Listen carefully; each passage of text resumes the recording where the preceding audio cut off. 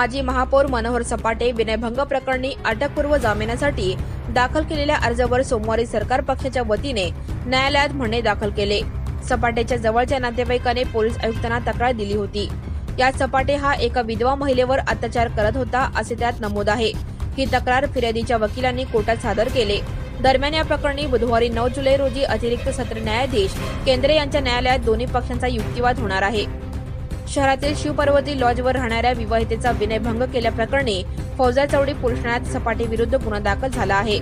या प्रकरणी सपाटेने दाखल केलेल्या अर्जावर सरकार पक्षाच्या वतीने जिल्हा सरकारी वकील अॅडव्होकेट प्रदीप सिंग राजपूत यांनी म्हणणे सादर करत त्यांच्यावर 11 गुन्हे दाखल आहेत। यात विनयभंग, अत्याचार अशा गंभीर गुन्ह्यांचा सहभाग आहे।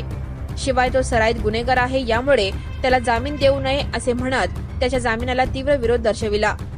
यावर 9 जुलै रोजी दोन्ही पक्षांचा युक्तिवाद होणार आहे। आरोपीतर्फे अॅडव्होकेट शशी कुलकर्णी, अॅडव्होकेट गुरुदत्त बोरगावकर, फिर्यादीच्या वतीने advocate DN Bhadange, advocate NN Bhadange, advocate Yogesh Pawar हे काम पाहत आहेत। Subscribe now and press the bell icon. Never miss an update.